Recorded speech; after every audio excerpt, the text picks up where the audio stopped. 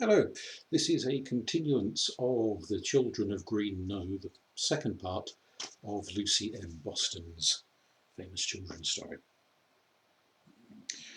Tolly found his own way down the winding staircase, through the music room that was like a knight's hall, down the winding stairs again and across the entrance hall with its polished wooden children and queer sticks of flowers, and into the room where he had first met his great-grandmother the night before. Breakfast was on the table, but she was standing by an open door throwing crumbs onto the doorstep for the birds. There were so many of them that they seemed to drop from the branches of the trees like ripe chestnuts when the tree is shaken, and as many were going up again with a piece of bread in their beaks as were coming down to get it. A few yards beyond the doorstep the garden was under water. "The birds are very hungry. You see they can't get worms or seeds or ants' eggs until the floods go. Would you like to be introduced to them?" "Yes, please," said Tolly. "Come here, then," said Mrs. Oldknow, and although her back was rather bent and her face wrinkled, when she looked at him so mischievously, he could almost imagine she was a boy to play with. "They love margarine better than anything," she said. "Hold out your hands." She spread his fingers and palms with margarine, carefully, all over, even between the fingers, then told him to go to the door and stand still, holding out both hands with the fingers open. She stood beside him and whistled. In a minute, tits and robins and chaffinches and hedge sparrows were fluttering round him till at last one ventured to perch on his thumb. After that, the others were soon jostling to find room on his hands, fixing him with their bright eyes and opening their wings and cocking their tails to keep their balance. They pecked at the margarine on his palm and between his fingers. They tickled dreadfully, and Tolly wriggled and squealed so that they all flew away. But in a minute they were back. "You must keep still and be quiet," said Mrs. Oldknow, laughing at him. Tolly tried hard to obey her, but their beaks and little wiry clutching hands felt so queer that he had to shut his eyes and scrub his face to keep still. The tits hung on underneath and tickled in unexpected places. While he was standing there pulling faces, he heard a laugh so like a boy's that he could not believe his great-grandmother had made it, and opened his eyes to see who was there. There was no one else. Mrs. Oldknow's eyes were fixed on his. The blackbirds were scolding in the branches because they were afraid to come on to his hands, and could see the margarine was nearly finished. Then, with a squabbling noise, like a crowd of rude people off a football bus, a flock of starlings arrived, snatching and pushing and behaving badly in every way. "That will do," said Mrs. Oldknow. "The starlings don't wait to be introduced to anybody. I'll give them some bread, and you can wipe your hands on these crusts and throw them to the blackbirds. Then run and wash your hands." She shut the door and sat down to breakfast. Tolly came quickly and sat down where a place was laid for him, opposite the fireplace. While he was eating, he was looking round again at the room, which was so different by daylight, though just as unusual, with all its big windows looking out onto water. Suddenly he saw something he had not noticed at all the night before, when the room had been full of firelight and shadows.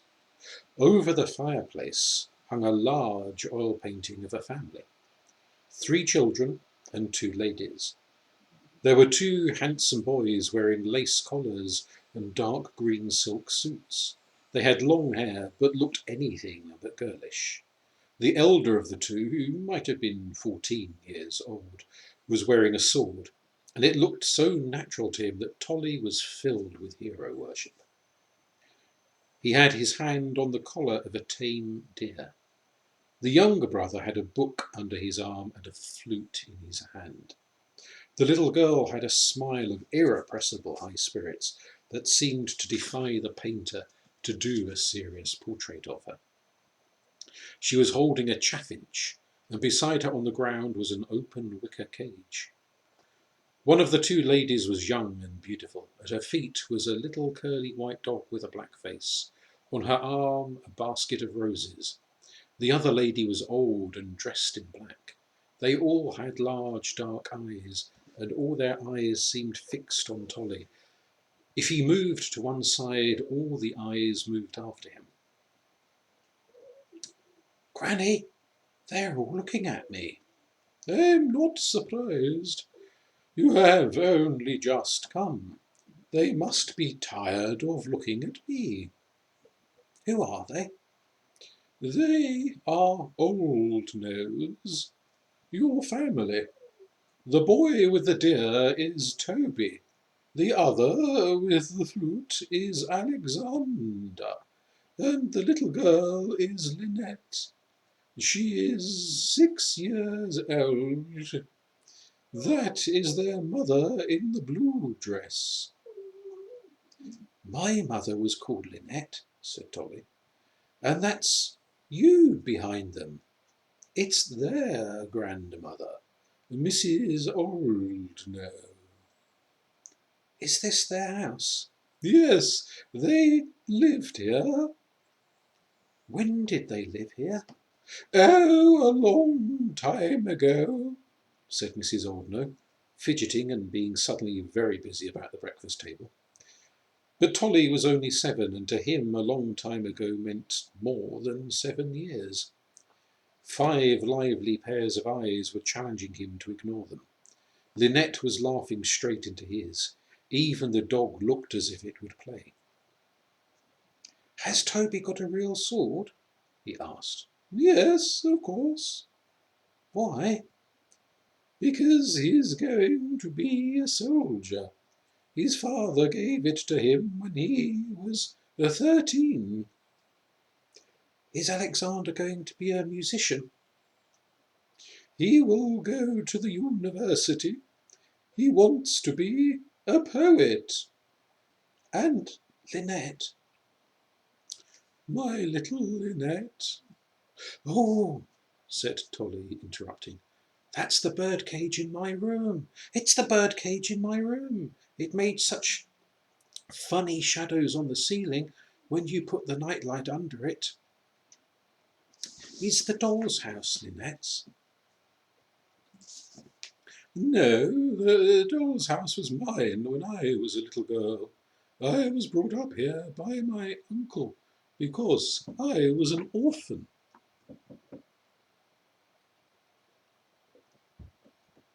"Did you have brothers and sisters?"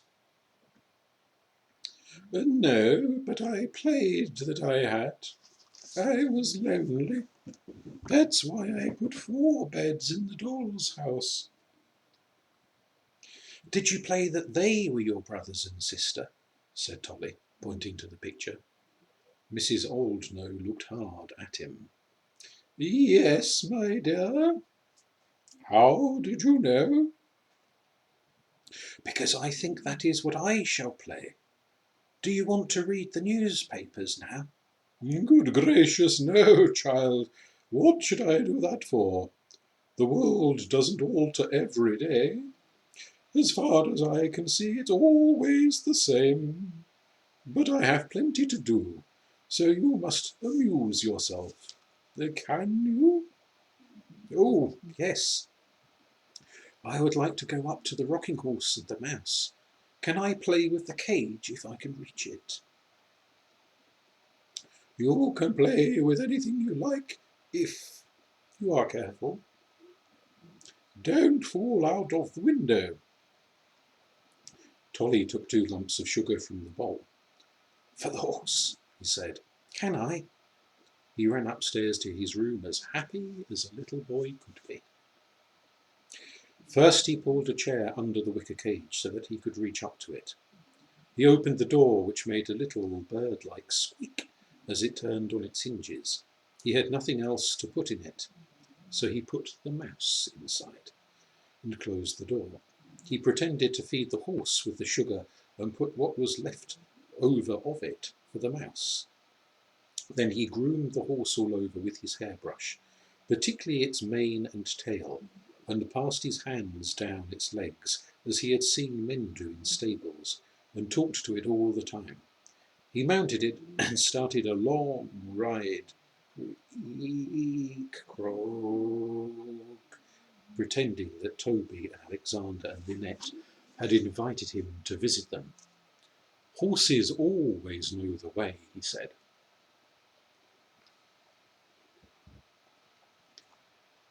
Aloud, I expect it will take hours and hours. He was cheerfully rocking along, singing at the top of his voice a song his mother used to sing to him before she died, and the stepmother came. What is your one, oh, green grow the rushes, oh, what is your one, oh, one is one and all alone, and evermore shall be so. What are your two, oh, green grow the rushes, oh, what are your two, oh, two, the lily white boys, clothed all in green, oh, one is one and all alone, and evermore shall be so. Presently he heard the tip-tap at one of the windows, and while he looked in that direction, tap-tap at the window behind him. It was a chaffinch knocking on the glass, for all the world as if he wanted to come in. Toseland dismounted and went over to see. Still it did not fly away, but held on to the crossbars and tried first one pane and then another. Do you want to come in? Said Tolly, opening the window. At once the bird flew in and perched on the cage.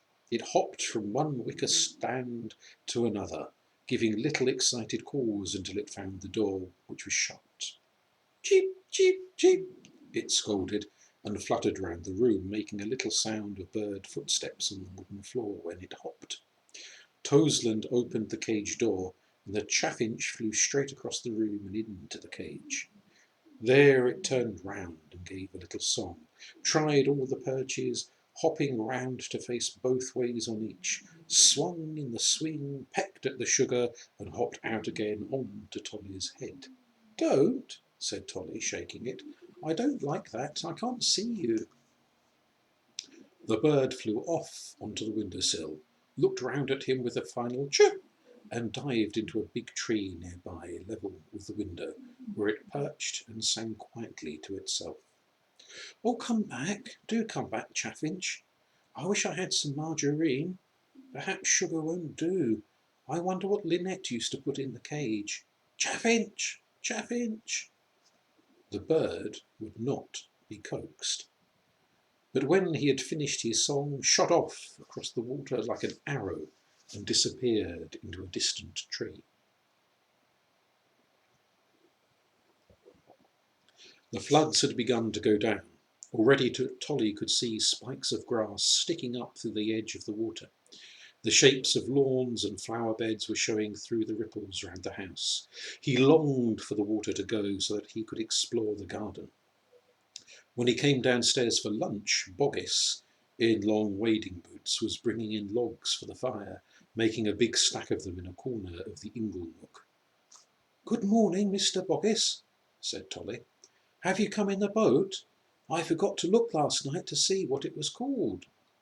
It's called the Linnet, Master Toseland, but I didn't come in it today. I came in my waders. The water's going down lovely. The Linnet, said Toseland, turning to his great-great-grandmother. Yes, she said. There's always a boat called Linnet on the river. That's right, said Boggis. There's always a Linnet. This one's new, leastways not more'n 20-year old. But I used to go out in the old Linnet when I was a boy, and my grandfather used to talk about fishing at night with torches from the Linnet when he was young. See, Ma'am, I've managed to borrow these from my niece, whose boy is in hospital. He held out 2 Wellingtons. I reckon Master Toseland will need these. Isn't he the fairest spit of his grandfather? Might be the same come back. Yes, he seems to belong here, said Mrs. Olmo. He has it all hidden in him somewhere. I like to see him finding his way about. Shall I take him out with me to the barn this afternoon? Will I cut wood to keep him out your way? He's not in my way at all, but I expect he would like to go.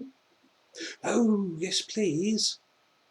Very well, Boggis. You can keep him till tea time.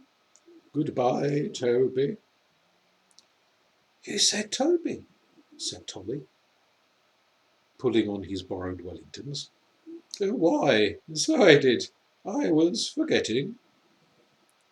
Boggis and Toseland paddled off side by side across the drive and into a walled yard that was now a walled lake, though you could see the cobbles through the shadow waters, all different colours like pebbles at the seaside.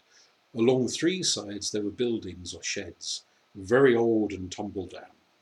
The longest had a row of arches, and over them bits of broken stone carving stuck out of the wall. Inside it was divided up into three little rooms, with scrolled iron doorways opening onto a passage. Some were filled with straw, some with faggots or peat. One was empty, and one had a wall ladder with hand and footholes instead of rungs. Up this Boggis went, and through a trapdoor above.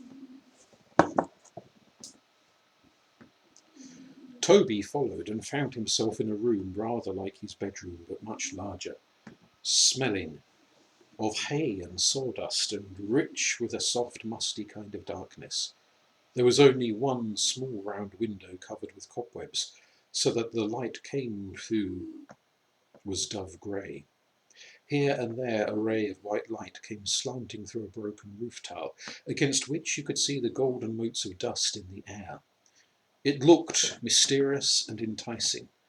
The floor made hollow noises and had holes in it where the boards had rotted. Up here, Boggis had a bench and saw, and as he finished a log, he threw the pieces through the trapdoor onto the floor below. In one of the little rooms downstairs, Tolly had seen a chair and table, and a blue teapot and mug. Do you live here? He asked. Boggis looked at him with teasing, bright blue eyes. It all depends on what you call living, he said. When I'm awake, I'm mostly here, but when I go home, I mostly sleeps. How long have you been here? 55 years. I came when I was 12. But of course I knew it before that, because my father worked here, same as me. What are those little rooms downstairs with park gates instead of doors? Stables, said Boggis briefly, out of breath with soaring. Tolly thought of the horses that had once lived in such grand rooms. Were these very special horses? Oh, aye, they were fine horses when I was a lad, shining like the sun, and dressed up like lords. I've never had an overcoat like they had. When they were let out, striking sparks out of the cobbles with their hooves and shaking their bridles, they were a proper eyeful. Your grandfather, Mr. Toseland, as was, he was a rare one with an horse. He could make them do anything just by breathing secrets into their ears. Boggis went on with his sawing, and Tolly roamed round, his eyes getting used to the patchy light. He found other trapdoors which he could not lift, a whole row of them along one side. One was broken and lay off its hinges beside the square hole. Underneath on the stable wall was the iron basket to hold hay, into which he climbed. He crouched there, trying to imagine that the stall was occupied by the warm, silky body of a horse, feet stamping in straw, hindquarters fidgeting, tail swishing, and a great rolling black eye that could see backwards and forwards at the same time, half covered by mane and forelock. He tried so passionately to imagine it, to see it, hear and smell it, that the wonder is that no horse was there. "Hello there, Master Toseland. Where are you?" "I'm here," he answered, standing up so that his head stuck out of the hole. "Trust you to get into the haunted stall. Were you looking for Mr. Toby's horse by any chance? That stall's always kept empty in case he feels like spending a night there. Folks say you can hear him at night whinnying for the young master." "Which young master?" "Don't ask me, I bain't no good at history. One of the young masters, same as you." "Have you ever heard him whinnying?" Boggis cocked a half-humorous, half-serious eye at him. "I tells you I sleeps at home, and that's where I dreams." Toseland climbed over the hay-rack and let himself down into the manger. "You haven't put any hay for him," he said. "Ghosts don't eat hay." "But they like to pretend." The manger was empty. It was as big as a bed, and he could lie full length in it. In that position, running his fingers along the cracks, he found a piece of loose wood wedged under the ledge of the manger at the back. Just for love of poking round, Toseland with great difficulty prized it out. On one side of it there was dirty paint. He rubbed it with his sleeve and saw that there were red and white patterns on it. He licked his handkerchief and rubbed harder. Some letters appeared. Very queer, spiky, spidery letters, not like print at all. "Mr. Boggis, look what I found." Boggis came and peered through the trapdoor. "Now then, don't you go taking away nothing you finds here. We don't want no souvenir hunting here." Toseland put it down in the bottom of the manger. There ought to be hay, he thought. Of course they ought to put hay. Then he remembered that he still had a piece of sugar that he had taken for the rocking horse. He put it carefully exactly in the middle of the painted board. Then he climbed down from the manger and ran up the ladder, again to the loft. It was getting so dark that by now Boggis had lit his storm lantern to finish his sawing. The loft looked even more exciting by lamplight. But in another quarter of an hour Boggis said it was tea time, time to go in. Part 3 to follow.